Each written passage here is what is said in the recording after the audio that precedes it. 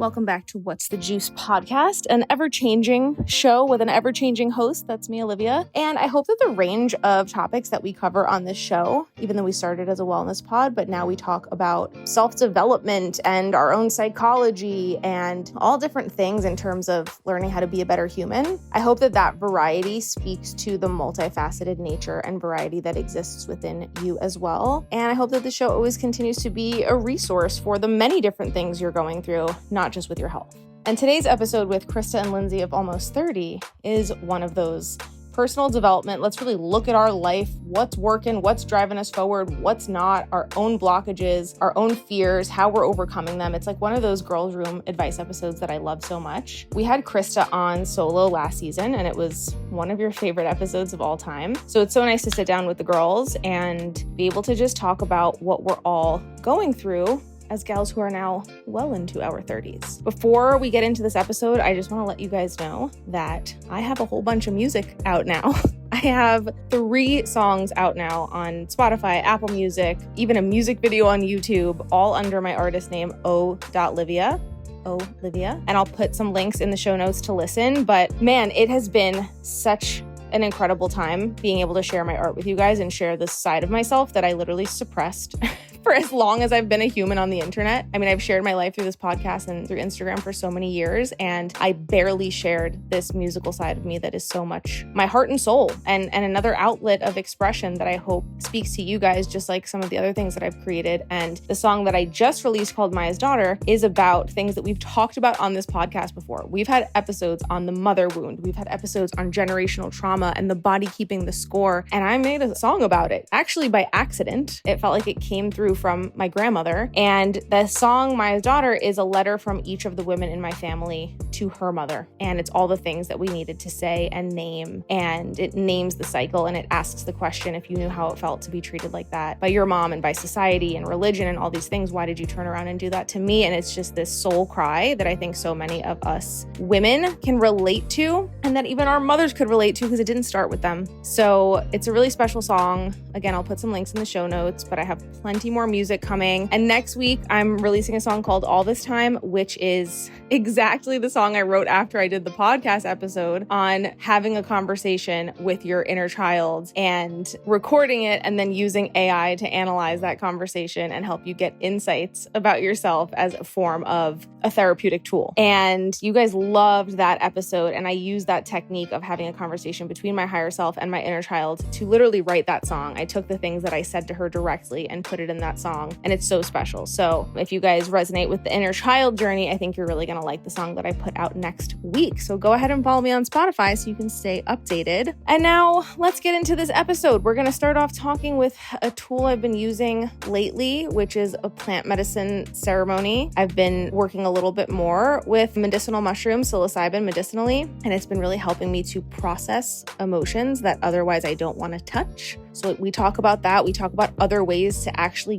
get into the physical mode of weeping and sharing your emotions, because sometimes it's hard to just sit there deadpan and feel your emotions and cry. And we were never taught that sometimes you got to get in the fetal position. You have to actually make a face like you're crying. You have to put your head in your hands. Like you have to sort of embody and emote the thing that you're trying to feel and move through your body. So we're going to talk a lot about that and techniques we're loving and using lately to help us shed some emotional baggage and continue to make space to grow. And I hope you guys love this one. And I'll see you next month, and I'll see you with the music very soon. Bye. Let's talk real life, right? I think the best way to move through life is to always be the student and to always be curious. Life will show you either way. It's just how you choose to listen. You can always count on you. You will always have your own back. This is not the last thing you'll create. Play is the process. Sometimes it has to be dramatic. That's the funny part. When your back's up against the wall, you will prevail. You're allowed to grow and change. You're allowed to birth something new. I hope you make your art. You know what's funny? What? The first time we podcasted together, I had also just taken mushrooms. Oh, you were going your microdosing journey. Oh, wow. No, it was at after my house. Yes, it was at your house. I was wearing that bright purple top. Yes, I remember. And I remember everything by outfit. Do you do that? No, I remember everything by feeling. I remember that outfit. Between a Leo and a Pisces. I'm a visual, so I see. Yeah, I remember that very much so. I'm like, what were the vibes? But I was at your house. Yes. And it was my first time meeting both of you. Yeah. And I had just done my like ego death mushroom moment where it was like really my first time working with the medicine. And I was so fresh off that tip that I was like, we all must cultivate a self-awareness. Like I remember that episode, I was like in my wisdom bag. You were in your wisdom. You were on your wisdom tip and you were like, you know what? Not everything's about me. I know. That was your learning. You're like, maybe not everything's about me all the time. It was it literally was. You're like, I'm selfish. I did. That was your realization. That was my, I'm selfish. I'm not agreeing with what that says, but I'm just saying that was your realization. I'm actually running it back and deciding, no, I was not selfish. No, that's what I'm running it back as too. In my mind, I'm like, actually, that's not what it was. Well, usually when it's such a prominent thing, it's usually for a purpose. It's like there's usually a reason why that part of you is like presenting and well, I think leading. I don't know if what you're picking up on, we can all relate to this. When you're in codependency, it seems like you're being selfish, but you're actually doing it for other or doing it for safety. Was that what you're picking up on or what were you thinking? I think being born as somebody who is a very big energy and no matter how many times I've tried to be like, let me just not, it'd be safer if I wasn't or whatever. It just doesn't work that way because this is who I am. Born as someone like that, there is a little roundabout journey one must go to of, I'm actually just going to be fully big and take up space. And then the self-awareness part of the, wait, like, how do I do this in a way that's in integrity? Like maybe I girl bossed big up too close to the sun. How do I run it back a little bit? And then you come to like a place of homeostasis of like, I'm actually accepting that I'm big, but in like a very processed and a bit more grounded way. So I think I was in the stage of like, oh my God, I've kind of like done it wrong. And with the integrity of the bigness that is coming that I didn't know at the time, I need to learn how to do it in a really balanced way and how to show up in my full energy, but also be extremely aware of the spaces, places, people, things around me because I hold a certain type of medicine. When you're working with a plant medicine, it can give you exactly what you need at the time. Doesn't mean that that's true forever. Yes. But it means that there's something that's being amplified in your life that you just need to attend to at that moment. And I will say I've carried the lesson of the like, hey, you need to be real self-aware. Yeah. That's never left me. Even like to this day, in every interaction I have, I hear that mushroom voice of like, wow, just make, be mindful, like read the room kind of thing. And try to listen to it as much as Leo-ly possible. You know what's funny is I had that voice of be mindful and read the room and it's too much. It's like a bully to me. It's like be mindful and read the room or like it's actually doesn't serve me to be mindful and read the room. Yes. You do really tend to people. I very moderate the thing. I think for people when they think about doing medicine or anything like that, it's like every answer that you need, you have access to without medicine. Through prayer, through life, through self-reflection, through deep relationships that can give you reflections. You don't need to do any medicine, but it is a way to access information if you want it, because it is almost like setting the container and seeking creates the space for you to have a lesson when you could still have that in your relationships or life. Like I bet you if anybody went to their best friend or their mom or their dad or their partner and was like, hey, can we have an intentional time together to sit down? I want you to give me feedback. They would have profound information shared to them. Yeah. That would help them on their path.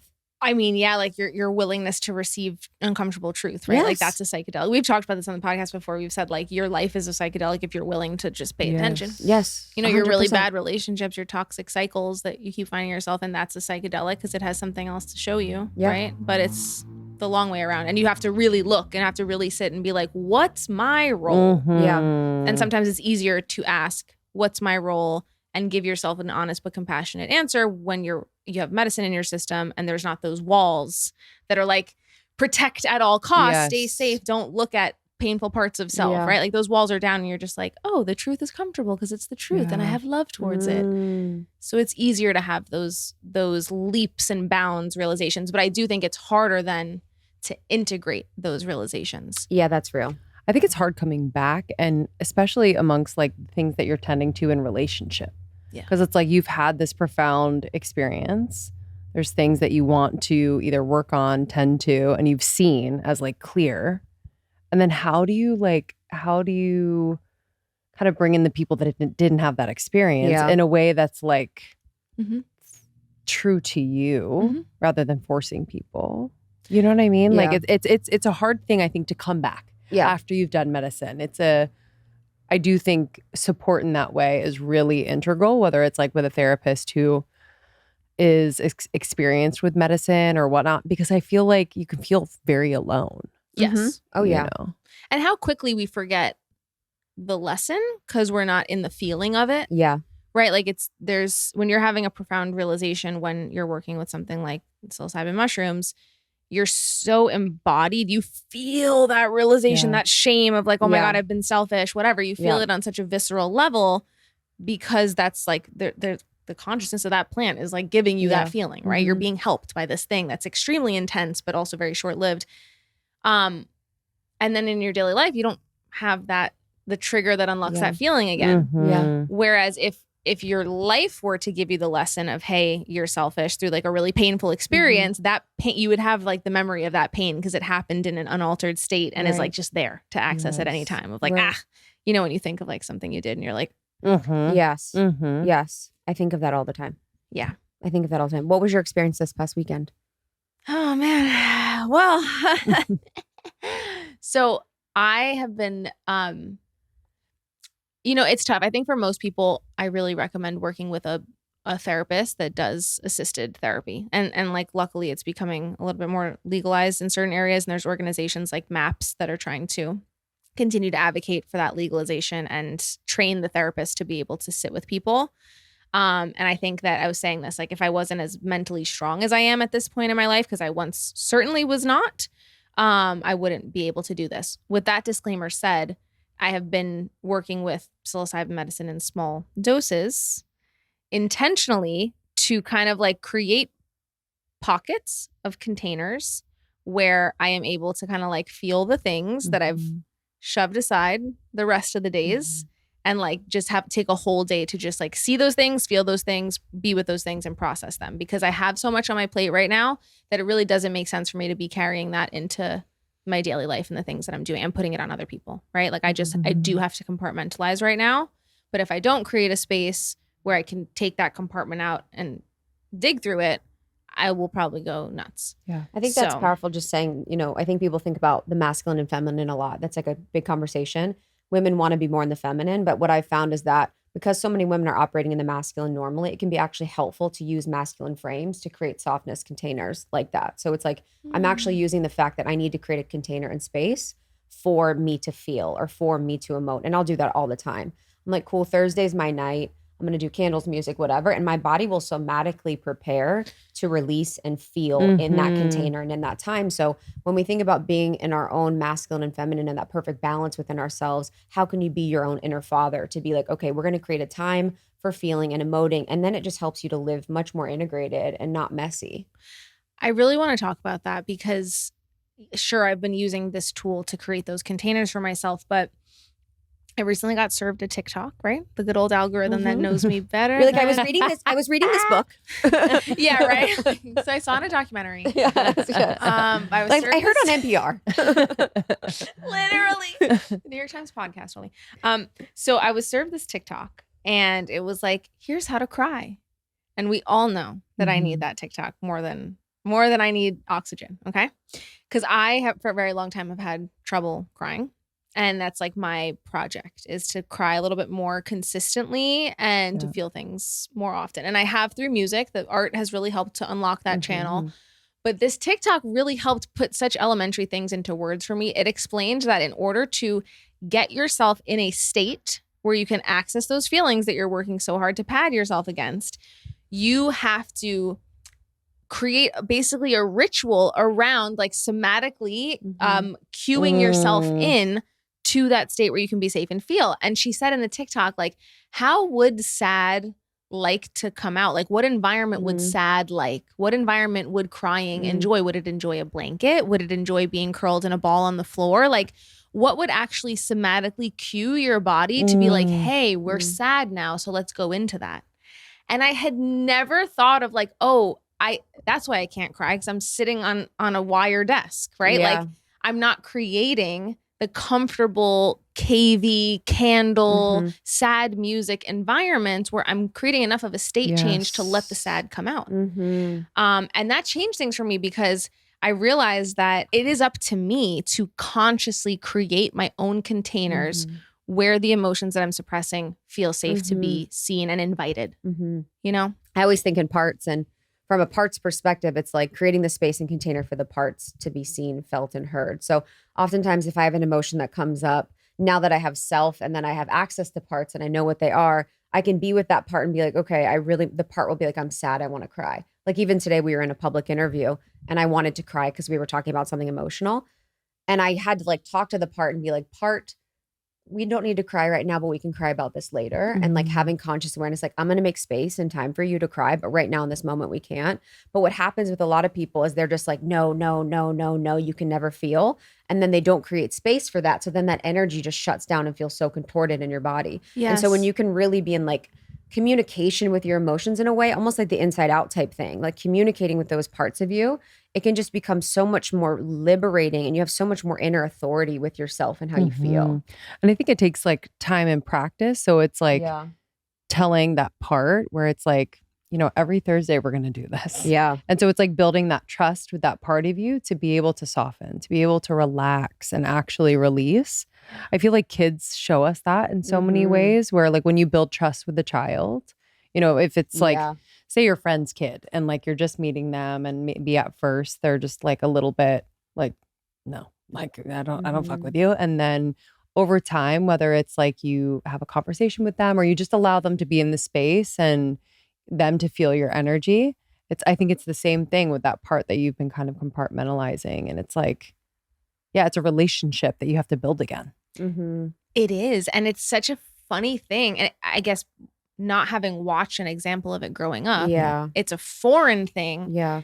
Because I've had the last few weekends, I've done this. I've like consistently been like, okay, I got a lot happening. This is my day to feel it. Yeah. Which means that I'm dedicated to spending time with myself that day.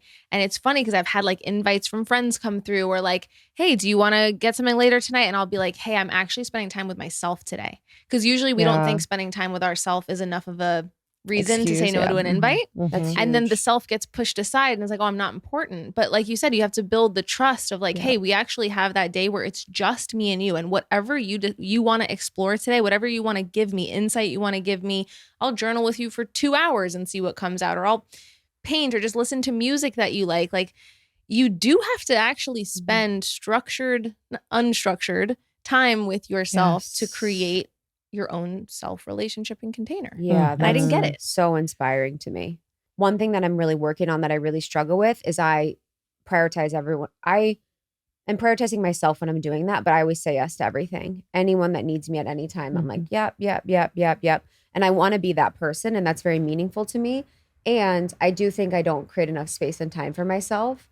And so I think there's been parts of me that are very wanting my attention, but I'm just like, and then what happens with your mental health, if you're not, is they get louder and louder and become like insidious. And you can't really, not insidious, but they just become louder and louder if you're not listening. Yeah. You know, because you're not tending to them.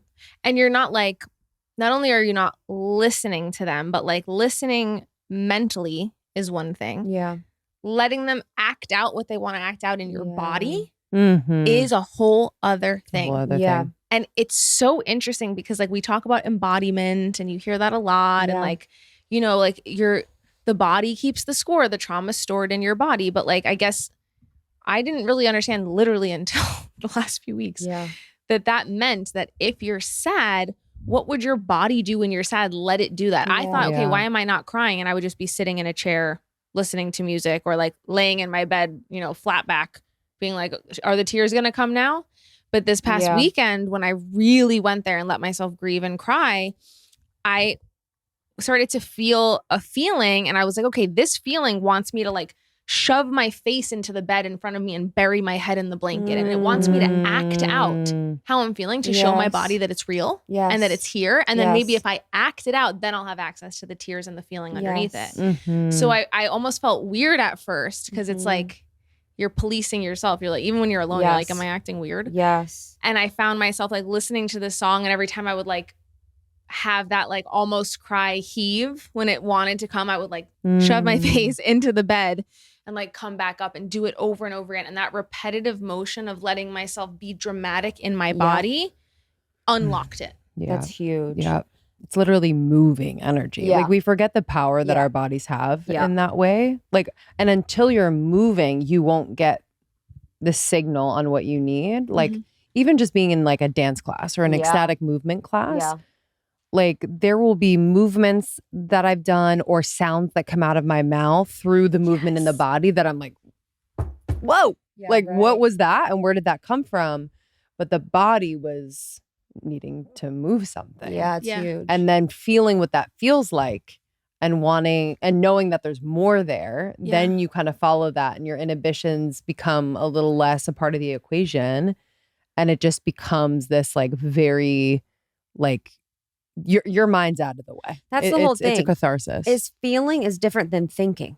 So if you're thinking, it's like a different experience. If you're just feeling, you're emoting, you're not policing. No. So that is the craziest thing to me, that we police ourselves when we're alone. I know. The biggest what do you mean?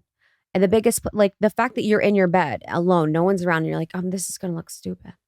I know. That's why I texted you. I was like going through this process where I was finally letting myself get really sad, and like the pain of what I had to feel was so bad that I'm like, I have to text Krista because I know she'll understand. And when I first texted you, I think I said like, the pain is so ugly. Like I called it ugly because that's how I was feeling, to the point where I was like, how I'm crying on the floor right now is literally ugly and embarrassing. Wow. Like I ugly was the word I was attaching to it because of like how primal and raw it was. And I've associated that raw expression of emotion with like ugliness and wrongness and badness kind of. Yeah. So I was just like even uncomfortable at how ugly the crying was. Now I look back at it and I'm like, dude, that was so beautiful that you let yourself do that. And that you like trusted your instincts and got so primal and like because getting on the floor was part of it too, right? Like I started on my bed, but my body was like, okay, you feel paralyzed with sadness right now. Lay on the floor, not able to move, because that's how you feel. Wow. You know what I mean? Like so often we like push past that because we're like, gotta keep functioning, gotta tidy up my room, gotta feed my dog, gotta go to work. Yes. What if you just let yourself literally embody, okay, I feel paralyzed with fear, paralyzed with sadness. I'm going to lay there and show myself that's how I feel. Or I'm going to now curl into a ball fetal position. Like I needed to do a lot of positioning and a lot of like almost birthing type positions to get the sadness and the grief out, to like get it out of my body. And when I told my acupuncturist about the process that I did, because I'm someone who's very like obsessive. And so when I find a song that I like, and I think a lot of people are like this, when I find a song I like, I would like to listen to it on repeat about 700 times. I love your obsessiveness. It's my favorite. And then when I'm done with it, I'll listen to it in like 6 months again. Yeah, you're like, then it's disposed. But it's just matching a thing that I need. Like it's like I'm almost kind of stimming through the music. Yeah. And that's a very like neurodivergent ADHD type thing to do. It's matching a need that I have. It's a ritualistic trance though that you're also in. That's what my acupuncturist said. She said, because what I did during the sadness, long story short, was I found a song that matched the exact type of sadness I was feeling sonically and lyrically. And I said, this is the one. And I put it on repeat. And as I started to like do the body and cry stuff, I just listened to that song on repeat over and over and over again. And I got into a trance-like state where I could only listen to that song, and it locked me into the grief. And I didn't want to leave the grief because I finally found a way in. Yeah. And when I told my acu, she was like, wait, it sounds like you were giving birth. She's like, I did that during my birthing, my home birth. She goes, I had to put on one song and everyone in the room was so annoyed, but I needed that song over and over again to get in the trance state where I could birth. Wow. And I was like, whoa. Yeah. Maybe you were just like in a transfer birth. Like, I do think the music thing though is really important. And I use music a lot to access emotions because the frequency and the lyric, it can really bring you to a state. Like if you aren't in a space where you're like, I know there's something here, but I don't know how to access it. I think finding songs can be incredibly helpful for people. Like allowing those frequencies, that the vibration to really hit you and just start to move things and start to move your energy so that you can start to feel. Yeah. That's why I love music so much. That's why I love art. You know, it could be a film that unlocks it for you. It could be a poem that unlocks it for you. Yeah. Like that's why like we give each other the art that we give each other to show someone, hey, someone else has felt that way before and here's your key to unlock it and to get deeper into it. Like we gift that to each other. Making art is so important. I want to ask you guys, because you mentioned your Thursday night ritual of like putting the candles on, putting the music on to somatically create the cues for your body to feel. And we just did an episode on rituals and like the importance of having ritual in your life to mark moments of time to kind of like, cue your body. Do you have a certain ritual that you use to get yourself into like a feeling space or a self-connected space? Like what are those ways in that you guys have? Yeah. I think now I have one of them is with my husband, where every week we call it tub time, but we have a tub. And I think he's a Pisces. Water is very important for him to be able to he works a lot. And so to kind of disconnect from that and also like kind of create a sacred, every Sunday night, it's where we're able to not talk about work, not talk about kind of the logistical things of life and just be able to check in. And I think that's just been an important model for me to do that with myself on a regular basis. I really enjoy it with him, but I've noticed that, I've just prioritized my son, all the other things that we're doing. And so to come back to every night before bed, whether it's in the shower or even just like in my bed before I go to sleep, it's prayer. It's just kind of a conversation with God where like, I think we can feel so connected to God in like the joyful times in our lives and be like, I am so connected because I'm feeling so good. And like, you forget just how connected you are in every moment. And so it's been important for me to continue that conversation, not make it this like pristine, perfect, like, have to be in kind of like this weird church mode to be like, okay, God, I'm talking to you now. It's just like a continuous conversation. And I think for me, it centers around water for some reason in this time of my life. I think maybe ever since birth, like water has really been, even though I didn't give birth in water, I labored in water. And it's been like a profound, had a profound like transmutation power where if I'm feeling overwhelmed, I can let it wash away. If I'm feeling, deep joy and just gratitude, it almost amplifies it. So that's been really, really helpful lately and very simple and kind of something that I can like digest, Prayers in the bath. Prayers in the bath. Using elements in the ritual. Yes, like the there's a reason we're drawn to elements, like drawn to making a fire after a really tough day. Drawn to every day in the fire. Just a lot of fires back there. Fires. And then, in the morning in the fire, and then you have a snack and you go to the fire, and then you sleep by the fire. Olivia, they always have a fire going here. I think what I'm grateful for is my relationships and my friendships have brought ritual into my life. Living in Los Angeles, it's the Mecca for spirituality and personal growth, but it's also made it really beautiful because at each thing that I do and at each moment that I'm with my community and friends, it becomes ritual. Like we're talking about like, okay, what do we want to create this month? Like, what do we want to let go of? Like, what are we looking forward to? At my birthday, there's always beautiful rituals. The men that I've, gotten close to in my life pray over our meals now as part of a ritual. So I don't have to be the only one in my life that like creates and cultivates ritual because I'm around a community that also has ritual in their life. Like you guys have your own ritual. So I get to benefit from your ritual. I get to learn from it. But I think my most important rituals, are the ones that happen in the morning and at night. At night, it's a conversation with myself. It's just seeing how I did for the day, like seeing what came up for me through the day. And then also giving up to God anything that's stressing me out or worrying me. I have this image that I have in my mind of an altar that I walk to at the end of every single day. And I place on the altar anything that's bothering me, giving me anxiety, stressing me out. And I just leave it on the altar and just trust that it's being taken care of in the highest, way possible, and that I don't need to do anything beyond that. And then in the morning, I'll go to my altar space and I'll spend time with God, and I'll just tune into what I need to do or how I need to move that day. And that will sort of direct like the next steps in my ritual.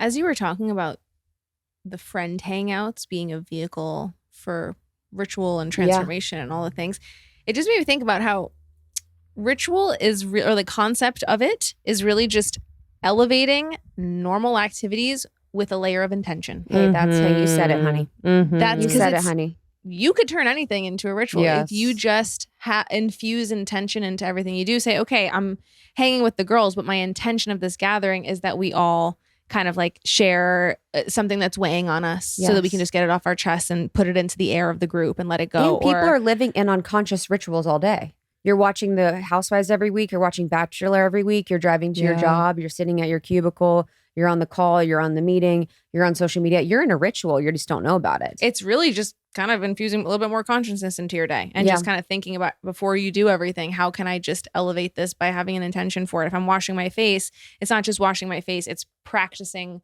loving on myself and going slow. And it's challenging myself to do this really slowly and to be here and take my time so I can thank myself and my body for all it did for me today.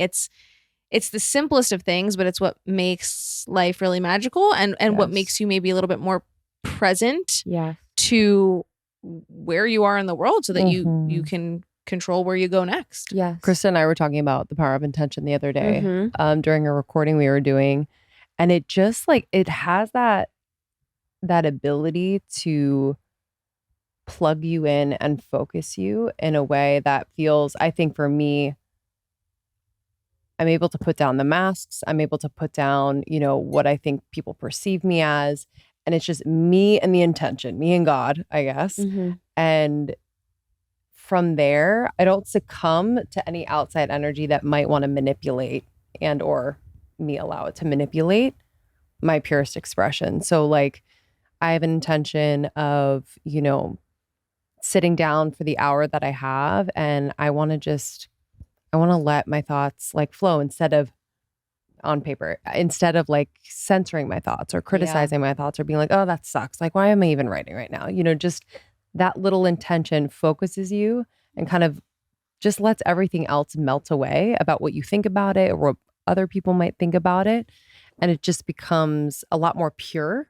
And I think for me, it's been helpful because I think my mind is very powerful and like can totally veer off course and bring me places like my heart never intended me to go. So the intention really helps my mind be like, oh, I don't need to lead right now. Like just need to allow. Yes. I already made the statement and now I'm going to allow that. And now to come. also, have you guys heard of the double slit experiment? Basically, it proved that consciousness can alter energy. And so it had this double slit and it was like these amalgamation of cells and it had people that were looking and just thinking at the cells for them to go in a certain direction.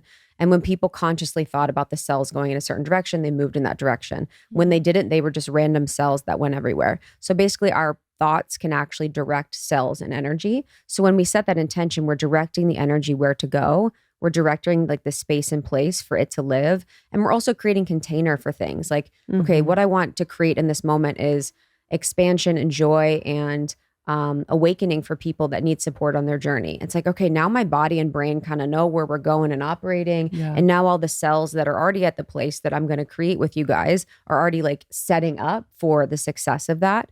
And when you really take responsibility to be a conscious creator of your life, you can like really do anything with that. But I was going to say just in, the almost 30 journey of the Saturn return, that's really when you are becoming conscious. Like your prefrontal cortex is coming online. So you now have like the first opportunity in your life in a lot of ways to consciously create your life and to evaluate how far you've come and to really think about what it is that you want to create. Because before then, your brain was sort of operating from record. What your parents said, what media told you, what social media told you. And then when you're able to process it consciously with your prefrontal cortex during this time, you're able to actually create a life that you love. Yeah, I definitely didn't have any awareness around my intentions until my late 20s, until my Saturn return, until like... Really? Yeah, I think I lived very much on autopilot and I operated Was that before OO or what was the journey with OO? No, I think it just kind of like OO was the vehicle through which I learned all these things because your business is such a good mirror for you and will just like reveal to you your consciousness at any given moment, or like what you got to work on at any given moment. Because business involves relationships and relationships reveal what you have to work on at every given moment. That's really what it is. It's not the nature of business itself. It's people. That's why we need. I think so too, but also money. Sure. I don't know. It's like, I guess our relationship to money, like if we're wasteful with it, if we're, holding on to it too tight, if we're leaking it too freely, if we don't understand how to manage it, if we don't want to look at it, I guess that can be a mirror as well for like, hey, am I avoidant in other areas, or am I, not being super intentional in other areas, right? I think times I've been more wasteful with money. I've definitely been more wasteful in like, ordering too much stuff on Revolve and not thinking about the impact on the environment. Honestly, like being wasteful goes everywhere in your life. For sure. It's helpful to have mirrors. Yes. Like business and people. Yeah. It's just that it wasn't until my late 20s that I think I started to become conscious of the intention of even my life. Meaning, what are my values? Yeah. And am I living a life it's intentionally aligned with those values? Totally. I think until you declare what your values are and what your values are not, you kind of can't steer your life in the right direction, because you will, by osmosis, be like absorbing the values of society or culture or whatever like is popular, I guess, at the moment. Totally. Yeah. I think so many people, what I've always noticed is that so many people have their values that they would say, but aren't living in accordance to them. Yeah. So many men, are like, they're saying that family is their number one value, but they spend 2 hours a week with their kids. You know what I mean? There's just so many things that people would say that their values are, and I even have to check my own self on that. Like, how am I truly living in alignment with my values? I think people have unconscious ideas of what their values are and aren't really living in accordance. But what would you guys say your values are? I actually just did this exercise in my journal. I did a list where I said, like, here's what my values used to be. And here's what they are today. And that's I kind of like started with what they used to be, and like more unconsciously, or what I valued when I was younger. Like, I always valued financial freedom, but it was the freedom part of it, really. So like I just switched out the financial freedom for like time freedom. It's a good one. And finances are one of the ways that you own your time. Yeah, that's a really good one. But really, it's like, it's just a vehicle for me to like do what I would like to do with my time, because that's what means the most to me in this world. Yeah. And with that, like, freedom itself is a big value. And I like to be free to do what I want to do. So I also like to live in a way where I create businesses that also give way for other people to do what they love to do. Whether it's in OO stuff or pod or like music. Like, it's so nice to be able to hire people in the music industry now and like, pay them to do what they love to do, and it's like, how cool is that to be able to kind of like create jobs? That's the value a lot of the times now behind my business, and why I still like and enjoy business and that side of it, because it gets to generate opportunities for other people to do what they love. Whereas before, maybe I just liked business because I was like, I want to have a cool business and I want to be a businesswoman and a boss. Like, it was so unconscious, like, I don't know why I was drawn towards business in the past. But also, you can't hate on yourself for that. Like, that's so baller, like, and I don't even want to think about like the 20, because I have so much, I was just all over the place. I think we were all over the place in your 20s, but it's like, there was still a knowing. Like, I look at myself, I'm like, in my 20s when I was stopped drinking, like quit my job because of a sexual assault case, moved to Patagonia, left my relationship behind, left Chicago behind, left everything I knew behind, like went without a job to like live and move with a man I had just met 4 times. Like, I was like insane, but I also knew what I was doing and I knew what it took. And I just have so much respect for people and their souls, and the fact that people know and their souls know way more than I think we give them credit for. Like, I think what we think is that our soul is doing something wrong because it's painful, but that's not always true. Like, the soul sometimes is bringing us through the depths because that's where we need to go, and because that pain is the medicine that we need, and because we're not listening or doing. Yeah. And I just feel so much respect and love for even the younger souls of us, for like doing these painful things that like we needed to do and we need to experience to be who we are on the other side.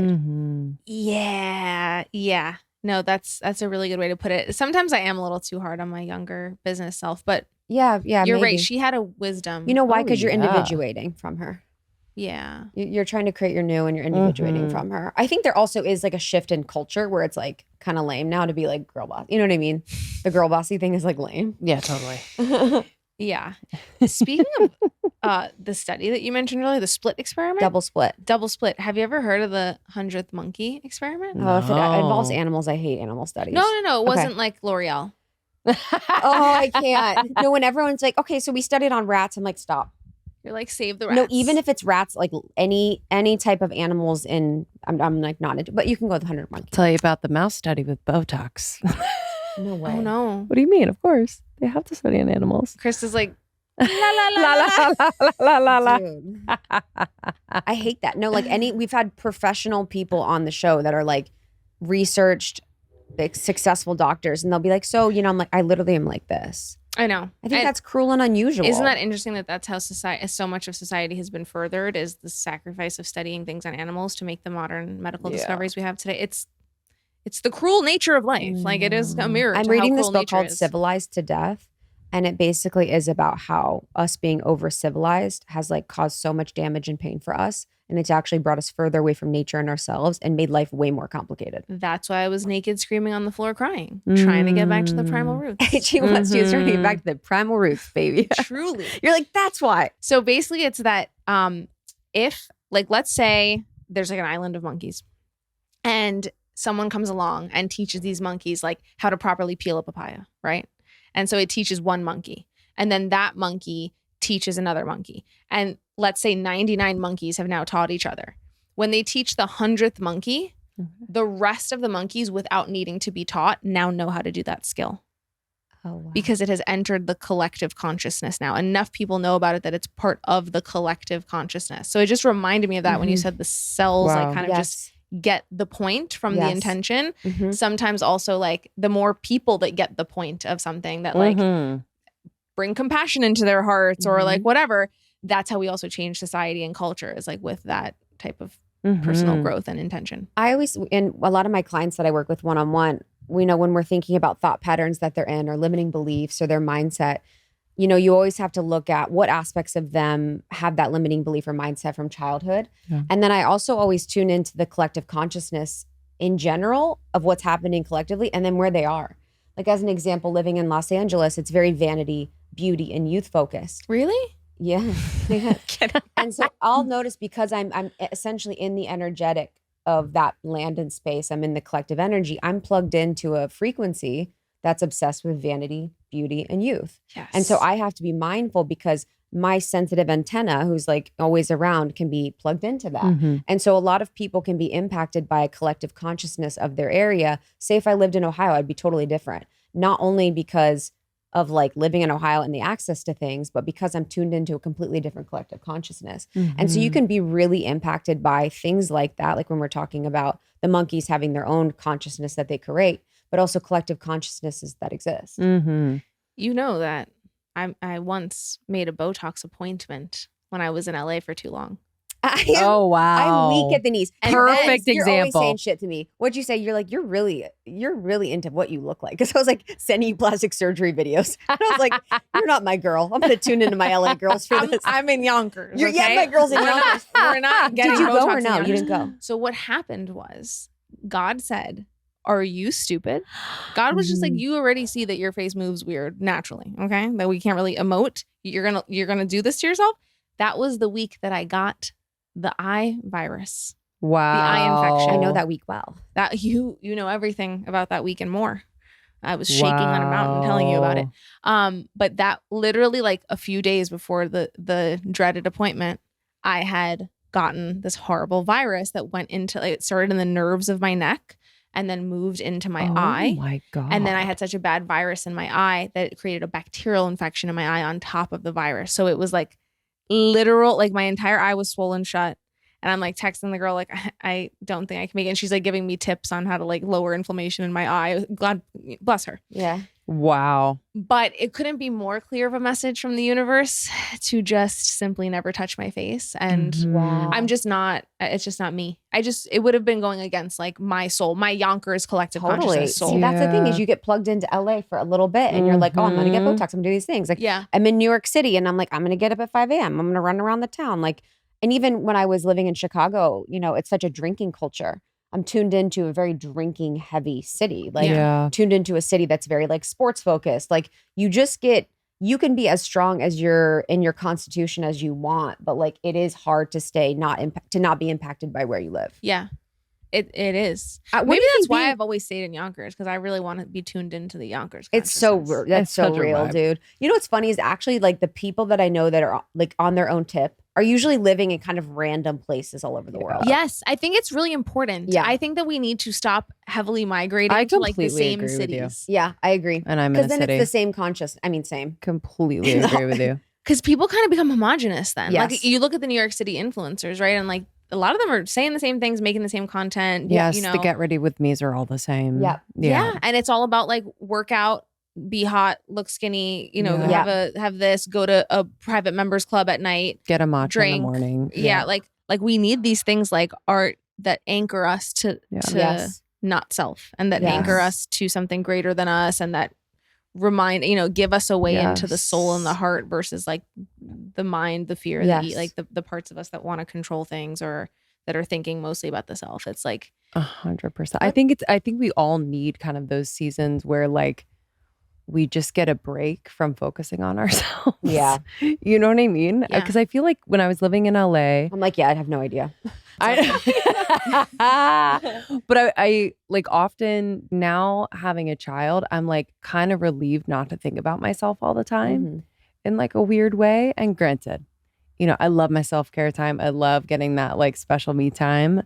But it's just different now. Like I'm no longer kind of hyper focused on what I'm fixing about myself, what I'm analyzing about myself, how I can improve myself. It's like how I can improve myself while I'm living my life rather than sitting around and over analyzing that, if that makes sense. Like I don't have time for that. You're just right like, now. how can I just live my life? Yeah. And practice what I've learned. I've learned so much. Yeah, that's real. During the years that I've been healing, you know, quote, but also real. And I'm like, let me just live it now imperfectly. But like, also it's so much more fulfilling to see the moments where like, you know, I'm aware what I'm bringing to a moment where I'm impatient with my son and why that's coming up. And because that's the real spiritual like that's the real life. That's when you apply spirituality versus applying it on your meditation mat when there's no outside forces or challenges is one thing, but like you are in the real life where we all are. But I just think I don't have as much time as I used to be like, let me journal about how I'm feeling right now. Do you know what I mean? Yeah. Or maybe I'm just not making the time, right? You like probably at the end of the day, I'm tired. You probably don't have the time. I'd love to go to bed.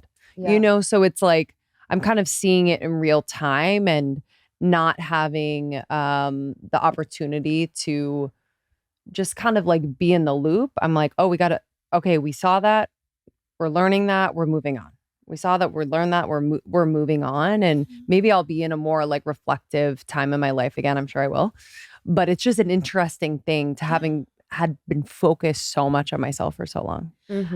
I mean, there's a season for it, right? Which is what you guys talk about. That's like literally what you wrote your book about, right? It's like there's this time in your life, you got this window in your 20s or late 20s where you have enough frontal cortex brain power and enough like wherewithal to kind of do the work and be self-focused so that you get yourself right so that you can then enter your 30s and really apply those tools and live your full life. Because especially like in the wellness world, I mean, speaking of collective consciousness, I think we are experiencing such a shift where people are like, okay, I spent these last few years of the wellness boom learning all there is to learn about how to support my body and like understanding the herbs, the breath work, the tools, the this, the that, the nutrition. Like people have a lot of information now and we've got a lot of stuff down. We've done experimentation, like we've done the gimmicks, and now we have what works.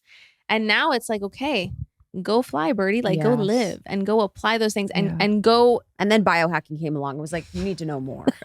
That's how I know we're in late stage wellness. Because it's like they're doing the cold plunge with the red light mask on and the raw meat on the cutting board with the honey on top. Yeah. And like it's all happening at the same time. And they're like, do it harder. Yes. That's the level. They're like, that's hold where your breath. I stopped. Hold your breath, Wim Hof. Yeah. Exactly. Hold your breath while you're eating the raw steak on the cutting board. Yes. Okay. Yes. That is where I decided I had my fill of wellness. I said, we're going to stop right here. And we're going to find the balance. It is crazy. Simplify. Because actually that's such a sign for me of maturity and spiritual maturity is like, when are you going to get off the train? and just live. And see if because I would never be able to live the very big life that I'm walking into living right now if it weren't for the tools that I developed the last 10 years, learning everything there was to learn about how to handle my very sensitive, very unwell body and mind, right? Like, it's like I had to go through the season, like you said, of being self-focused to get myself right. Because I cannot be of service to anybody else in this world if I don't understand how to regulate, if I don't understand how to feed myself, if I don't know my food triggers, my environmental triggers. Like, I got to have the encyclopedia for this machine and this mind down, okay? Because that makes me a tool that can then go out in the world and stay up really late and work on this art project that I love and, be there for a friend at 3 o'clock in the morning or overextend myself this day and really live, and then also recover and know how to do that in the midst of a big stressful life. So it's just that there's seasons. And I love that like journaling was once the tool that helped you so much in a season. And now the work lies in staying present with your son when he's having a meltdown or whatever. Like that is now the self-work beyond the journal. And that's how life goes. I think too, the common thread I hear between both of you is that it's like ownership and acceptance of your individual season. So you're like, this is where I'm at. I'm integrating the tools. I'm using them. This is my spirituality. And then yours is like, I love what I love about yours too is like, you've understood your body on an individual and you're like, this is what I'm working with. And I'm going to own my body and how I run and how my energy operates for this season.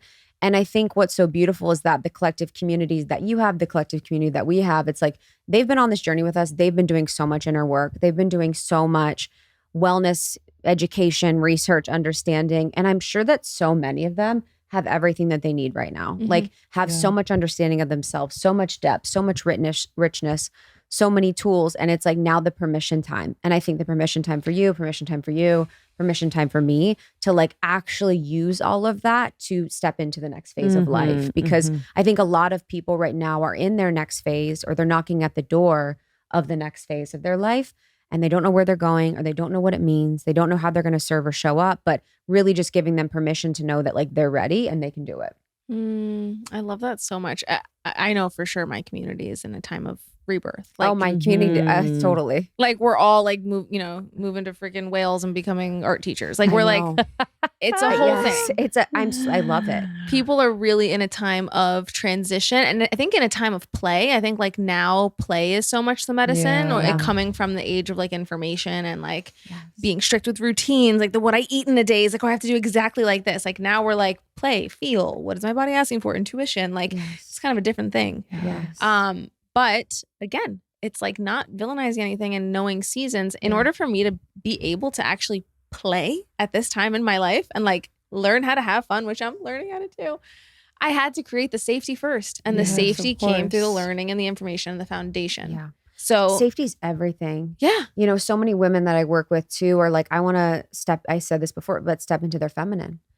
And that's such a beautiful, natural yearning and desire for softness and for beauty and for the luxury of really feeling into what it feels like to be in your feminine. But there's no access to femininity without safety. And there's no access to real masculinity without safety. And so when we want to become the person that we came here to be, we have to create that internal safety within ourselves, of all our parts of our system. And it is hard to do when you don't have money. It is hard to do when you don't have, a family to show you the way. But the more that we can work to find safety within ourselves, to practice non-judgment, to practice compassion, to practice self-acceptance, it's like the way better off we're able to be that person we came here to be. And that's like even the magic of, again, the hustle seasons, right? Like you said, it's very hard to play and have safety if your finances aren't in the right place. So that's where there is a time and a place to buckle down and be, in the quote unquote masculine, or to like do things a certain way. It serves a purpose, and sometimes you just got to lean into what life is asking from you and just do it real intentionally. Yes. And the intention is what matters, like we said earlier. I think for us, we were talking about this recently, like in our 20s, we talk about burnout a lot in the book because so many women struggle. But in our 20s, I was burning out. Like I was just doing the most. Like I do the most right now, but I was doing the most. You do the very most. I do the very most. And it's so embarrassing. But I was doing the most, and it was important for that season. There was so much energy to what we were creating and where we were going that like it was necessary. And I think we've kind of turned so much against wanting to do the most, but there are seasons where we're called. Like you're called to move where the energy goes in life, and giving yourself permission if you're in one of those. And I think it's those seasons where you're called to like really give more than maybe what feels comfortable, or, you know, do the most. I feel like it feels like I'm pushing myself, but I've tried to like reframe it where it's like I'm expanding my capacity for fill in the blank. So I'm expanding my capacity to experience joy and success, or joy and success at the same time, or I'm expanding my capacity to hold both, you know, my love and need for time with my family and also fulfillment in my work. And it usually feels a little funky. You know, it usually feels like too much, like you're pushing yourself beyond. But I think with the tools that we have, and so many of your listeners listening also have, like we really can kind of rewrite, because I'm struggling with this at times where I'm like, I'm pushing myself and I'm always resentful, where I'm like, I don't want to be going this hard. Like I'm exhausted in other ways, but I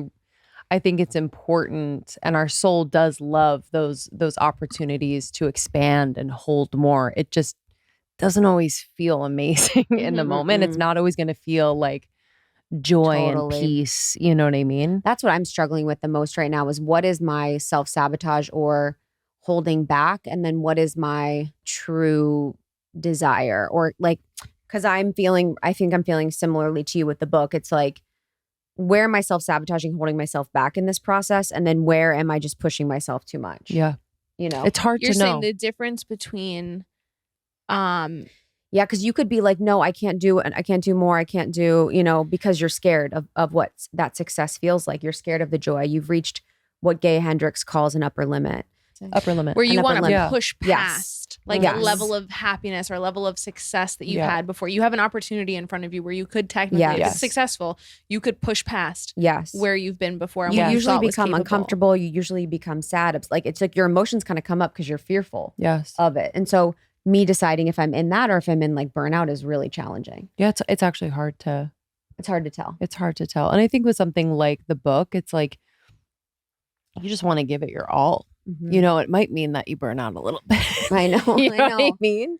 I don't know though. Times when I am so aligned to something, when it's what I'm supposed to be doing, I can like think about motherhood for you. Like I feel like that's an experience of so many mothers that I speak to, of like, you know, my friend is waking up every hour with her baby, but she's like, but yet my energy in a way is limitless because I am just supposed to be doing this. And like, it's a season. Like she taps into this other, other source that just like gives it to her because it's like, it's from her heart. And I feel like that with music right now, it's like I could be at my very end, very limit of like what my physical body could usually do, to a place where I should be feeling burnt out. And yet I'm not, because it's giving me energy. Yes, like, exactly. Oh yeah. I think too, with your music as the example, and then I'll even do your kids, it's like, you have the calling and you're creating and you have a vision for the outcome, but you don't know where it's going.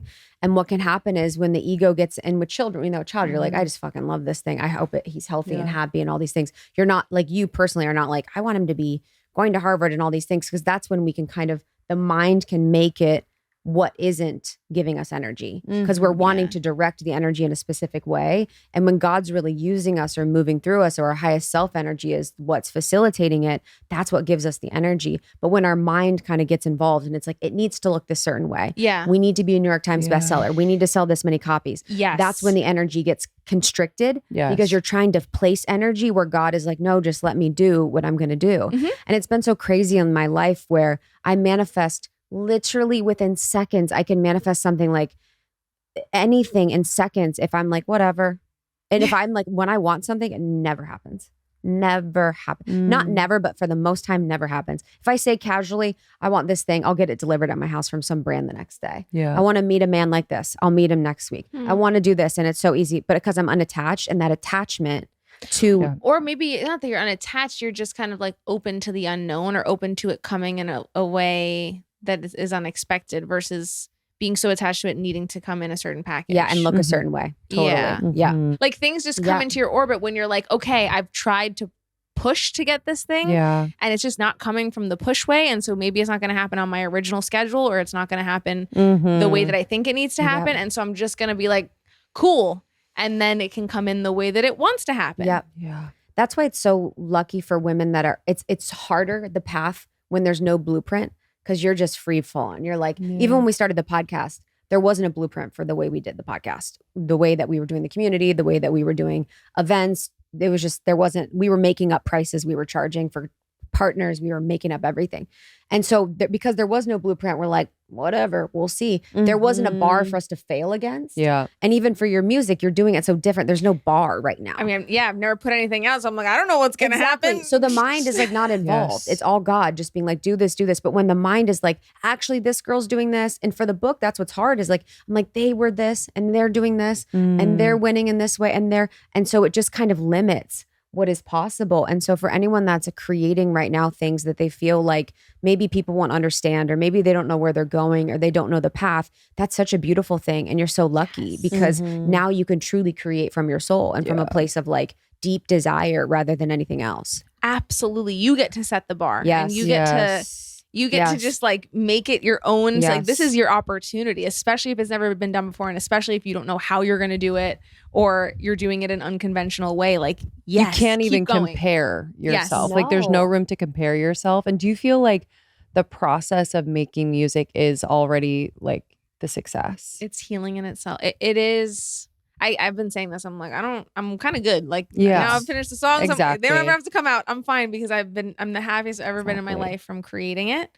And so I think that's what it is when you're so dedicated to the craft of like, I just want to be in a studio. That's really being in all the studio with you was one of my favorite moments I've had in so long. You really came on such a magical day. That's what I just, sometimes in life, there's been moments like that where I touch, I mean, I'm just always on another planet, but moments like that where it's just we're in there, we're all collectively, you guys are all collectively creating this thing that's happening in this moment. That's very specific. That's very untangible. That's very creative. That has nothing to do with me at all. Or us. It has nothing to do with like literally the people creating it. Like these songs are not, again, like I didn't do this. We somehow did this together. Like they're not really necessarily my songs. They're from a creative collective collaboration that is so much bigger than me or any one of us individually. Yeah. And it's so beyond us even as humans. Like that's what is like Marty was asking us questions about the music industry because she's like, what is it that makes people like a little bit more collaborative in the music industry versus other industries? Like, why is it that people are more willing to help each other or like work together on things versus like the podcast industry is kind of siloed. Like it's not like producers mentor other producers or like, you know, give someone a leg up. And I just kept coming back to and like thinking about how it's because being part of creating a beautiful song is the gift in itself. Yeah. It's just that you get to be part of something that's so much bigger than you, and that the end result, it's not like you're like, look how good I did. Even as the artist, I'm like, again, anybody could sing. Any good artist could sing this song. It's the fact that like what went into making this thing feel and sound like this and what made this thing exist is like all of us loving music and just putting love together to make this thing. Like it is the closest I feel like I've ever been to God because it's the closest I've ever been to love. Like that is the process. You like fall in love with your co-collaborators when you guys are doing something together like that. You can't help it. Like it's amazing. And there's something that happens when you all have like a shared vision and mission, even though you're not quite sure like how it's going to turn out. Yeah. But, and also like, yes, you're paying them. Yes, everyone's like being compensated, but the type of work and dedication that goes into it is like it goes above and beyond what they're being paid. It I was blown away at that. I experienced that. We did something for my wedding where there was like this collaboration with a bunch of incredible artists. And I was like, I'm paying all of them, but I'm also like, I cannot believe you're all coming together for this one moment and this one beautiful expression. Yeah. And like, you could tell that it wasn't just for me and my husband. It was like, they were bringing their own heart, their own history, their own experience, their own love of music, and probably so many other layers to the moment. And it imprinted it with something so unique and so felt like Yeah, that's why I think music is just, I mean, it's everything, you know, and I think we've kind of lost, and I'm so excited about your music because, and I feel like I said this, I don't know if I said this to you years ago, but I was like, the music industry is going to change. Like it's going to change because it's candidly dark. Yes. And it's going to change because music's too powerful. Music's too powerful for it not to change. And so it had to swing one way. But like people are yearning for your type of music, like yearning. That's why I love when women are in power and when women have money. Yeah. Because women like do the right thing with money. Like they go out and make music or whatever. It's like it's really a wonderful thing. Or like, you know, do it a different way. Like I think like we come from a more matriarchal way of doing it versus like the structure of like label and this and that. Like there is a different energy. So it's cool that like now there are more female entrepreneurs that are even going into like making music independently and being artists and like tapping into their masculine side, because a lot of it is, you know, musicians come in. You saw me, like the musicians would come in and then I'd be like, okay, come with me to the legal layer in the back. And I would have to bring them into the back and be like, here's the 3 different papers that I need you to sign for copyright and this and that, and take your time to read them. Let me know if you have questions. It's an uncomfortable thing. There's like a business masculine side to it that you have to hold to do it the right way, to be the change in the music industry where the artists and the women are not getting screwed over. Yeah. But like now there is a new wave of like people who are willing to do that. And like, if I didn't have my experience in business, I would never be able to have the confidence to do stuff like that, to understand how to talk to lawyers and get what I need and like just preemptively, you know, predict possible problems, like how to ask the right questions and have the balls to ask the right questions. And like, it's really an interesting time. And I think a lot more people are going to do it the way that I'm doing it and are doing it the way I'm doing it. We see independent artists blowing up on their TikTok, their social media. It's not a label world where people are owned anymore. Yeah. And hopefully it's more positive. You know, the lyrics are just so impactful. And so I don't, you know, the other day I was with friends and we were out and I was like, I know every single song to every single 2000s rap. Like every word, I know every, you know what I mean? And I'm just like, this is stuck in my brain, easily accessed, like horrible things about women, horrible things about family and life. And I'm just like, the fact that that's so deeply imprinted in our brain impacts us, you know, like when we have reoccurring songs or anything that we wake up hearing or we're just hearing all the time, think of that as an affirmation, but even deeper. And so the music that we listen to is actually incredibly important. And to think that you're making music with impact that can really just soften people and heal people is like so powerful. It makes me so emotional. Like it really Your is. music makes me bawl my eyes out. I cannot wait to hear. It's such an honor. It's so good. Yeah. It's so good. It's a freaking honor. And it was not easy to get to this. No. In one way it was, and then in another way it was the easiest thing I ever did. Yeah, that's so real. It's like, it was just kind of like, you used to decide. Yeah. The deciding was hard. Yeah. I was going to say, I'm like, what would you say? Because, and I'm in this process for myself, but it's like the only thing that was hard was you holding yourself back. It was me saying yes. Yes. And it was me doing the firsts. Yeah. The firsts were excruciating. That's a good one. Yeah. The first time you are thrown into a booth and a beat is playing and you're supposed to freestyle in front of a room of people, it's the worst. I went home and hysterically cried that night and was like, I suck. That was the most embarrassing thing of my life. I'll never be anything. But the thing is, you do that and then you say, well, I did it. I got in the booth. Yeah. I did the thing I'm afraid of. And that changes your brain. And that unlocks the next level where the next time you go in, maybe you hum a little something cute and they're like, oh, let's keep that in. And then you just like keep doing it and keep embarrassing yourself as many times as it takes to unlock your gifts, because your gifts are right on the other side of the embarrassment. And I think when I was younger, you know, I didn't realize that. And I think I didn't have any clarity or understanding of my gifts. I think one of the biggest disservices we do for people is we don't help people understand their gifts from a younger age. And you don't want like people telling you what your gifts are to really sculpt your whole life. But like once I was able to really understand my gifts after my 20s into my 30s, then like my life changed because I was like, oh, I know how I can serve. Like I know how God wants to use me in this way. And I think when you're in your 20s, you're really figuring them out. And I think it's hard in a corporate world because it kind of wants to put you in a box of something. Yeah. And so being able to use tools or being able to experiment is such an important part of that time. Yeah. Did you, guys have a gift when you were a child that like your family or parents always called out? My mom said I was like, she said that my creativity was off the charts, that like at school they would like call her and be like, she's like insanely creative. Huh. In what way? Like art class or art? And just like I thought different. Like they'd be like, okay, Krista, think of a shape. And I'd be like a blob. Huh. Like they would tell me stuff and I was always like not thinking the same. Really? They'd be like, oh, Outside of the everyone at school, they'd be box. like, draw shapes. And they'd be like triangles, like squares. And I'd be drawing like some sort of abstract blob or something. Or Cool. like all the papers that I wrote were on like the Loch Ness Monster or like weird. Your imagination. I was obsessed with like David Kevorkian. I was obsessed with this guy who did like assisted suicide. David Kevorkian. I wrote papers on like David Kevorkian. I swear to God.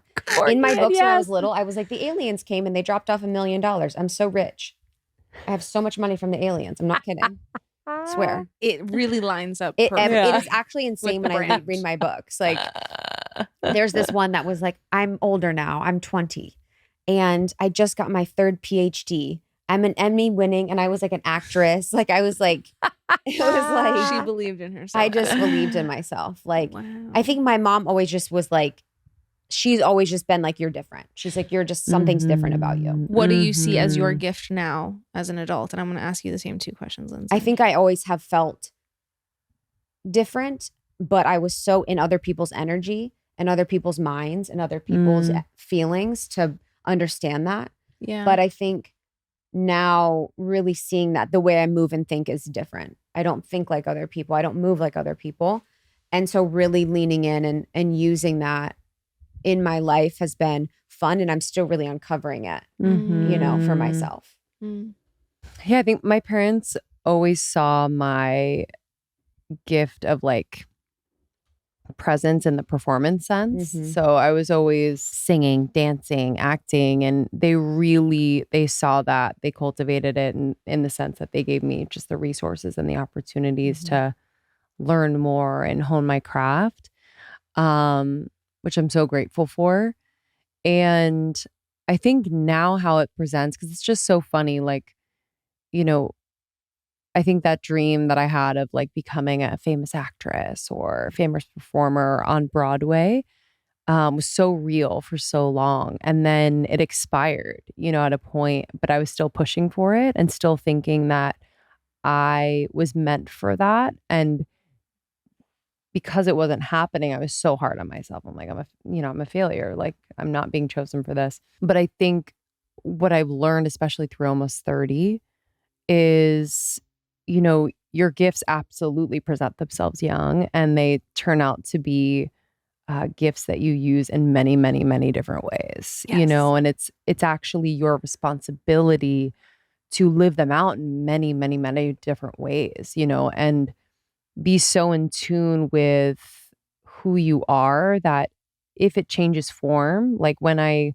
kind of knew I wasn't going to pursue acting anymore, it was sad. You know, I felt like grief around that, but it was also incredibly liberating. And then I could free up energy to be like, wow, what does this part of me, this talent within me look like within the podcast or within, you know, even within like motherhood or anything that I'm creating in the future. And yeah, I'm really interested to see like how it presents itself. And even in like my like personal interactions, I'm like, I do have a presence and I don't take that lightly. You know, I know that it's felt. And so it doesn't always have to be the thing that I'm showing on Instagram or in a career sense. Like these talents and gifts can be in your personal interactions and like your like kind of more localized experience, you know?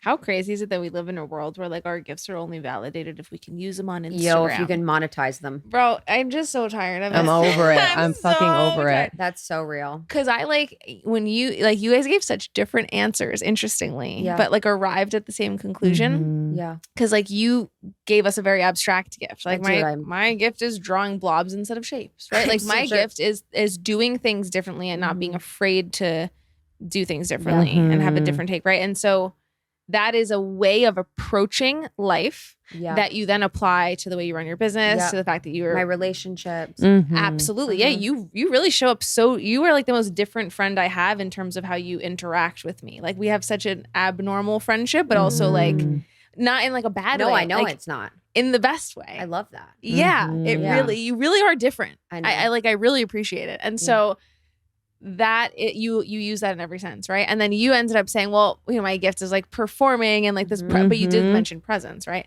But you're like performing and saying it was more tangible, but then like you landed at, I'm going to use that style of being, having a presence and being able to perform and like lock in at any moment in the same way of like applying it to all these different parts of my life. So you're right. We do end up using our gifts no matter what, even if it doesn't look like what we as kids put in our yearbook that we were going to be, because we all thought we were going to be an actress, a doctor, a lawyer, like the basic jobs. There's only so many of those jobs, so we make it our own and we find a way to express the thing that allowed us to do those things, to act or sing. Like, what was it that allowed us to do that as a kid?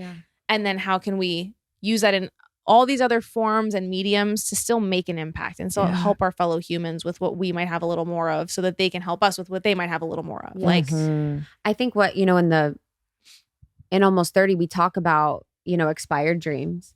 Like how when so many of us were going for dreams that were what our parents wanted, or what like younger versions of ourselves wanted, or like expired versions of ourselves wanted. If I'm a new person today than I was yesterday, I have a different dream for myself in my life today. And I think, even just thinking about my gifts and my work, I was in the corporate world for so long and I'm really intelligent. So I was in management consulting and I could use my abstract mind at work and I could still be in my gifts, but it wasn't in something that fed me. Your acting was your gifts, but it wasn't something that like fed you and was like your soul. Like what you've done maybe at times was what you fed you and then maybe not, but like now you can use your gifts to like what actually feeds your soul and what actually is in service to the world, because what serves you is what serves the world. Yeah. And it's interesting because when I was with Nettie and Carlos, my engineer and co-writer, even though Nettie does a lot more than just engineering, but that's mainly what she does with me. And I was telling them like, I feel so grateful to be at this point in my life where I can finally like fulfill my purpose. Like I feel like music is my purpose. And Nettie was like, no, it's actually not. Like music is a tool of how you fulfill your purpose in this lifetime, but your purpose is greater than any one. Like music is one way that you fulfill it, but there's other ways that you fulfill it too. And there's other tools. And I realized, it's maybe my gift is like my voice, right? Like my unique perspective or my way of a storytelling or my way of using communication to make people feel. Maybe I'll say that's my gift. And so I can do that through the podcast. I can do that through my music. I can do that through writing. I've done that many times in my life through writing, blog posts, through Instagram stories, right? Again, applying it to Instagram, I was able to use it in a cool way where people would really feel or like learn a lot from the way I was speaking publicly. So, I don't think it will ever look like just, even though right now and hopefully for the rest of my life, I continue to make music. And like, I think that now that it's back, we're locked in together, but I'm also not pigeonholing myself to say that like music is my thing. Cause there's other things I'm doing, like storytelling the music journey, right? Like we're working on this like docuseries that will hopefully tell the story of someone who finds music again. And that story is going to be healing separate from the music being healing. So it's like, how many different ways can you use your gift through different forms and mediums? How much can you play with what your gifts can do to like be of service and make an impact? Yeah. That's why I love the voice so much, because the voice is that unique frequency of your soul, of your purpose expressed that moves people. You know what I mean? Like the podcast, singing, your presence, like even like being a presence, like listening ear to someone. And I think more people, if they can think about part of their purpose to be using their voice in some way, whether it's to be loving to their family or speak on stages all over the world, it can become so much easier, because then you can really channel your unique frequency, your highest self, through the vibration that's going to move people in the way that it's meant to. And usually that's for a lot of people the voice. I love it. I know. I can't wait to see you on stage. The voice. I have some blocks I'm moving past with like live perform. Yeah. I get very superstitious. I'm like, it has to be a day where I like, take my herbal syrup and pray 3 times and like, then I can sing the way I'm supposed to, like live, or like even in the studio. Like, I don't know. I put all these rituals. Why is that a problem though? Because that's not real. You can access your highest potential at any time. You have it in you at any moment. You're the one putting parameters and blocks around how it But has I also think that as people move up like a spiritual access point to something, like thinking about Esther Abraham Hicks, when she first started, was like, rah, rah, like her voice, Joe Dispenza. Their voices were really off. And then their channels attuned through their ritual and the frequency of how much they were doing it. And now it sounds normal being metabolized through them. So actually the rituals and the practice brought them to the point where they can metabolize and bring that energy very easily. So the ritual could be helpful. I do think to a certain extent, like I see how doing breath work and chanting and like the way I'm opening my channel through it, and even just the chanting itself, strengthening my voice and presence and frequency. Yeah. I see how that has changed and improved my voice, but there will be times that I will not, like it'll be 3 weeks in between a studio trip, right? Carlos will be here 1 month and the next month we meet again. Yeah. And I'll record that next month and he'll be like, damn, like your vocals sound great. What have you been doing? Like how many lessons have you taken? And I'll be like, I haven't even practiced. Wow. But it's because in that month I'm resting. I'm actually speaking more truth in my life. There you go. Yeah. In that month I'm say less. I'm upgrading my channel by being really in integrity and really connected to myself, or like doing the hard things, right? The voice tells you so much about what's working and what's not. Oh my gosh, everything. It does. Yeah. And it's like, that's why I think sometimes I try to put rituals around it, because I'm like, well, then I can control, it's like, no. Like it's, the voice is your revealer. It really reveals your identity and sound. And in Ayurveda, they say that too, that it's like your voice is really important in the sense of like, it is your energetic frequency and signature. And that they would say like healers have really special voices. Like they can heal people through that as well, but you'll know the healer by the voice. I have to find my teachers were talking about it back in herb school, because I sang opera at our graduation. Wow. And there's, it's really interesting. Oh, it's fascinating. Well, that's it. Like if you think about people that you're very close to, I'm sure there are moments, depending on what they're going through, what you're going through, that you hear their voice sounds different, but it's less about the tone. Yes, it sounds different, but energetically you're like, what's up? My husband will kind of pick up on that sometimes. If I have like kind of a high pitched something, and he's like, are you okay? Yeah. Like or just kind of checking in, because there's just nuance to how the voice reacts to tension in the body, or something that has not been said, the unsaid within you, or stress. Like just, it's wild, but also so cool, because you can move so quickly to understand the root of why it's changed or why it's a little bit off. The body is such a tell. I know. It's such like a tell. It is. Yeah. I was having facial twitching for weeks. Like I had weeks where like one side of my mouth, like I would, and it would happen when I would like try to put on a happy face. No way. And I was like, and my mouth would twitch to the point where it was making me frown. Okay. Like my body was just like, you're sad, bitch. Like, wow. Let's be real. What a gift. And it got to the point where I was like suppressed. This is why I started like making the space to cry. Because this month I had the facial twitch and I was getting, my nose started twitching with it. And then my eyebrow starts twitching. And I'm like, no. My whole face now all day is going into twitch. And like, I'm getting scared. And then this Sunday I had the grief day, had the crying for 4 hours. Ask me if my face has twitched. Wow. Yeah, I believe it. It is wild how I had to get the stuff out, because my face was showing me in the tension and the muscle spasms what I was holding in. Wow. And like me putting on a happy face, a brave face, my face was like, we're going to actually be honest. We're going to force you to be honest about how you're feeling. Wow. Crazy. It's crazy what your body will hold on to too if you're not saying or expressing how you feel. Yeah. I think so much of my body transformation post-divorce was because I was not saying how I felt. I was suppressing my emotions. Yeah. My feelings. I never like spoke. It was just like because it's all the energy going in and being stuck and being held in the body. And when you can really be in your truth and your expression, I mean, your whole life changes. And it doesn't have to be scary. It doesn't mean you're telling your boss to fuck off. And it doesn't mean that you're breaking up with everyone or anything like that. It's actually a really beautiful thing, because people think a lot of speaking their truth is like negative feedback to people, or, like truth in that way. But it's also like being like, I love you. Like you're really meaningful to me. Like this relationship means a lot to me. Like I'm really excited about this thing. Like on the other end of that honest feedback that's negative is really the beautiful. And the more you can live in that full spectrum and metabolize that in your body is like the more freedom and liberation you have. I love that so much. I was just thinking about how the flow, like, when you get into the podcast flow and it's like everything's just like you're dancing with each other. Yes. That's so much how it feels like to write a song. Like, like when you're writing a song and it's working. Yes. Yes. It's all the same thing. I know. Life is all just the same thing over and over again in different forms. Like it's how, you know, you just got to learn how to get into the flow. Serious. I was thinking about one of my when I was thinking about my values, I was like, I would say one of my values is flow. Oh yeah, we never did that. Yeah. Okay. So like, what are your top freedom, values? flow, truth.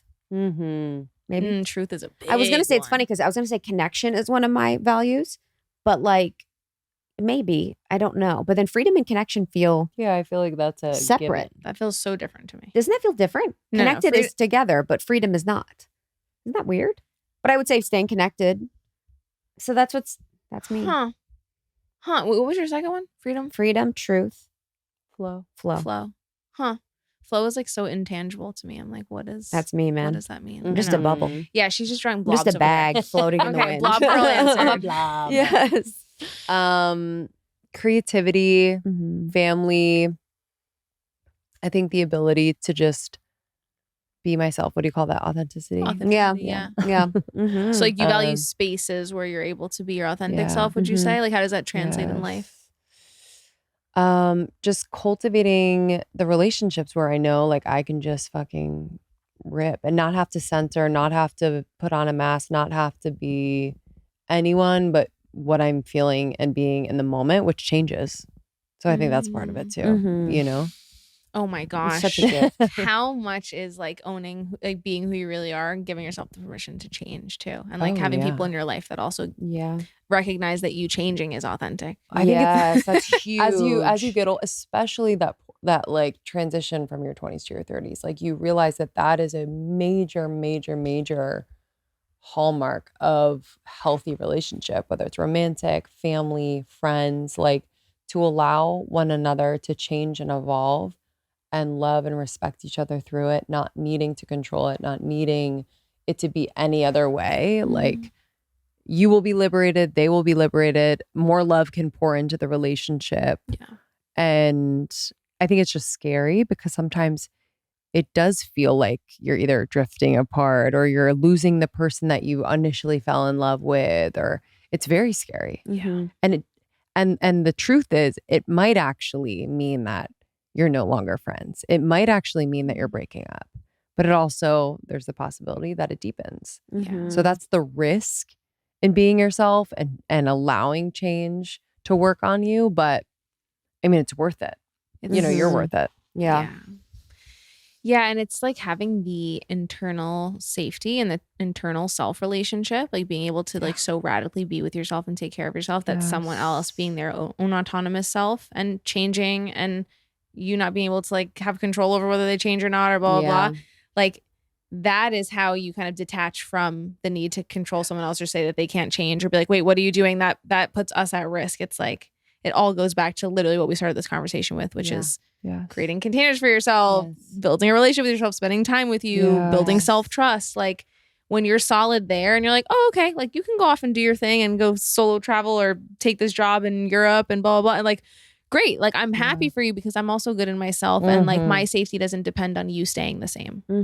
My safety doesn't depend on you being always available for me because I'm available for me. Because I think in your 20s, the friendships are really, during that time, I think with women, very clippy or very like, you're very much watching everyone else. Like you're very together. There's a lot of codependency. True. Yeah. A lot of, it was a very challenging time, I think, for me, for friendships. And I think for a lot of people, it's just a very challenging time figuring that out. That's so true. All my friendships changed in my late 20s. Because you go through the individuation process so hard. And your Saturn return and you're figuring out who you are and what you want from life and your priorities change. Like I just was like completely transforming who I was and what I cared about. And I mean, I think. Did anyone survive? Yeah. No, I'm kidding. Well, it's like, how do I stay in relationship with you while being me? Yeah. They survived, but I would love to hear what they would think. I bet they would be like, I mean, Jeff lost a lot, but it's like, but they'd probably be like, you've always been on your own tip, but still. The blob girl. Blob girl. She has always been on her own tip. I'm on my own tip. The aliens and the $1 million. 100%. She's a bazillion. That was like my book was like, and then I got $1 million from the aliens. I can't with you. And it's like the alien. No, and then I wrote a book called The Aliens and Mrs. Hinkins. And then you wrote a book called Almost 30. And then we read a book for Almost 30. Tell us more. Which is our cosmic guide. So Almost 30 is basically about using that time portal of your late 20s to allow all the uncertainty and change that you're going through to feel like adventure and to feel like possibility and to feel like something that's exciting and beautiful.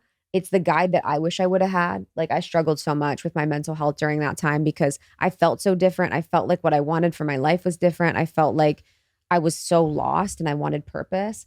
And if I would have had what we put in this guide, I would be so much better, so much further along. And I think what I've also realized is on the other side of it that like you think you've arrived at some point in time in your life and you haven't. Like there's so much change at every moment. And when we can really realize or learn to be with change, everything just opens up for us in life. And I don't know about you, but like I thought my life was going to look a very specific way by the time I was in my late 20s, married with a kid, this, that, the other.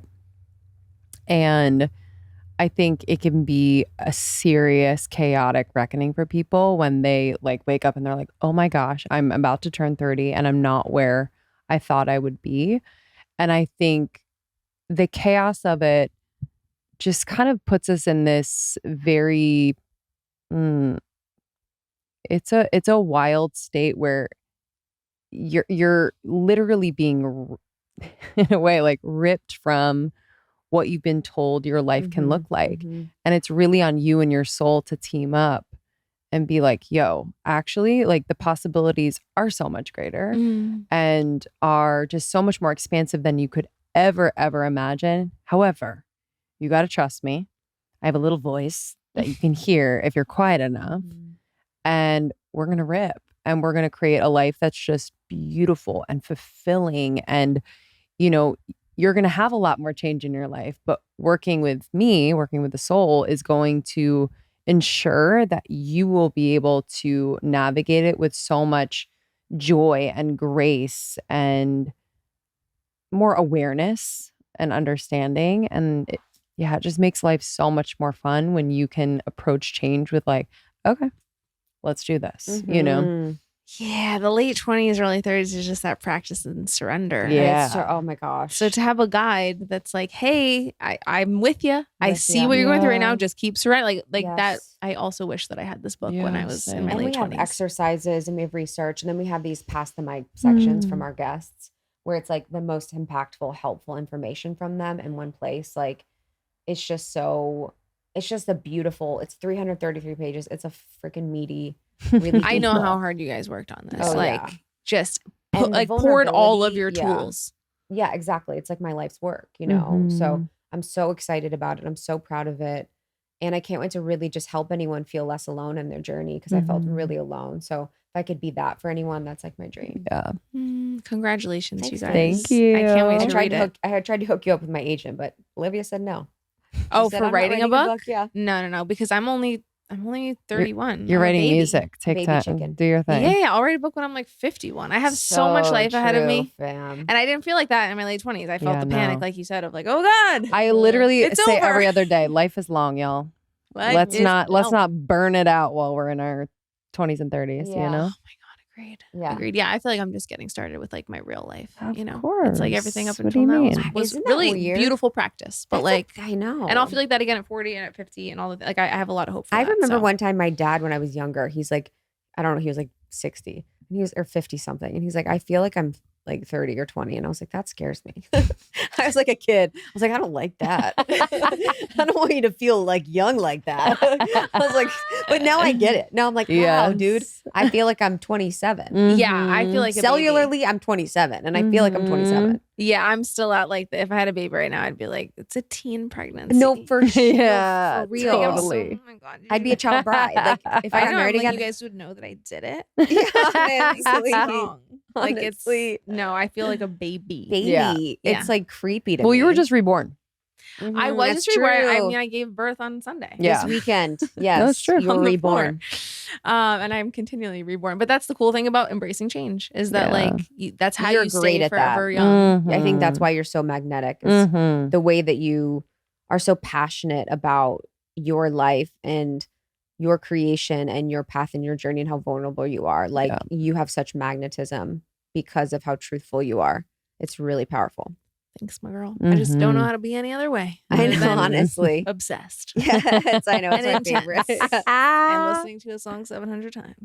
Dude. Well, we love you guys. Thank you so much for being on the show. Much. We love you. And please check out their amazing book, Almost 30. Almost30.com/book for the book to pre-order and then come on tour. Yeah. I want to just, Love ya. Love ya.